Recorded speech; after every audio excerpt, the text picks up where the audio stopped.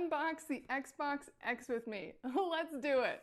Now, real quick on the box itself, it just talks about some of the details and all of the tech specs. So you have all that on the outside of the box.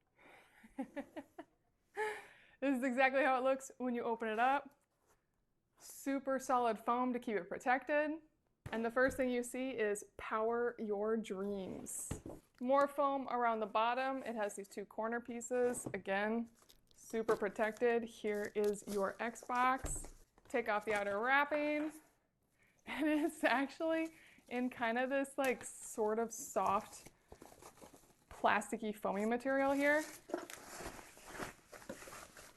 And here is your beauty. So here is your main beauty. It says Xbox right here. It has this bottom part so you can sit it up vertically. And then when you want to set it on its side, it has one obvious side with little feet on it that you can put it on as well. So it'd sit like that. The main fan is coming out the top and it has suction out the bottom too and on the back side. So it has a few places to help it run through all the heat that this undoubtedly gets as you run it a lot. And then you also do have a slot right here for Xbox games or DVDs. We rarely use ours. This is actually our second Xbox X. I'm a little embarrassed to share that. I'll explain why at the end of the video. And on the back, you actually have a place where you could do a K-lock. So you can lock this to something in your room or your desk so it can't be stolen. And then you have all of your ports right here, storage expansion, HDMI, power, network, and 2 USB-As. Now let's cover what else comes in the box.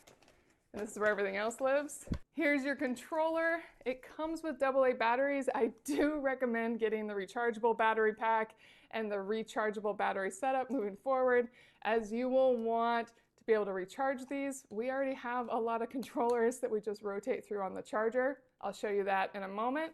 Ultra speed HDMI cord, limited warranty and agreement. So out of the box, you're ready to play as one person, as long as you can plug this into a monitor. You can plug it into a TV or a computer monitor. Any monitor will do. Now, the reason why we got 2 of these is we've had our other Xbox X since the Xbox X came out. It was quite a battle to get that one, and it was so clutch for our family that year to stay a little sane. And now we have a family of gamers and the Xbox is almost always being used, so we decided to get a second one so it can run on a different screen to let more people play at the same time. Now, this Xbox will get really, really hot because ours runs all the time and we actually have it in a mostly enclosed cupboard. You will hear it when it's running, and when you hear it, it's going to be okay. You can just let it run loud, but if you are concerned, just make sure it has more ventilation. Ours still has enough ventilation. Obviously, if you keep it too enclosed for too long and it gets too hot, that is a problem, but a little noise is not concerning. So that is one thing to keep in mind as you start really playing with your Xbox. Another piece that is key for us is making sure that you actually do plug this directly into your network. You can run it through Wi-Fi, but you are going to get way faster gameplay, and I'm forgetting the word right now, but your response time is so much better when you plug this directly into your network and are hopefully on a very fast internet.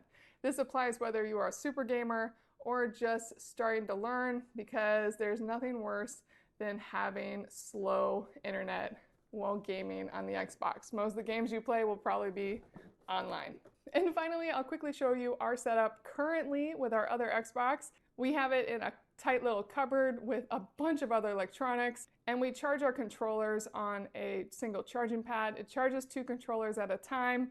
Considering we just got a second Xbox, we may need to get another one of these. And that is again why I recommend not using AA batteries here and getting the rechargeable battery pack. Now, another way you can use this is instead of adding a rechargeable battery in here or AA batteries, you can make this a wired controller by simply plugging it in right here with the USB-C plug, and that will recharge the batteries if you don't want to buy a charger pack that charges in here. Now the controls itself, really simple. You have your top 2 trigger options. This is another way to tell it to try to reconnect to the Xbox. And then you have your main buttons here. You'll use these often, these 2 toggles, and you can push down on the toggles too. That is another way to control them. You have these right here, all of these buttons, and this is a button. So there are a lot of buttons, and it feels really good in your hand. It has these really good grips. They are subtle yet work really well. It feels really nice in an adult's hand, and my kids love the size too. And then one final thing is this is your headset or just headphones plug-in, and I would recommend a headset with this. So many games these days include communicating and having fun with your friends online, and a headset is key. We did go with the Xbox headset, but there are quite a variety of options out there. This is one of the best investments our family made in the last few years. The amount of time we have spent playing on the Xbox and how much joy we have all taken from it. I'm sure there's some educational components to it as well, but the reality is the entertainment factor alone and the amount of time we have spent enjoying our Xbox is just priceless. So that's the reason why we got the second one. And if you are watching this and are debating getting an Xbox X, I know 100% that you are going to love this gaming console. And I hope you enjoy it as much as we do. The Xbox X.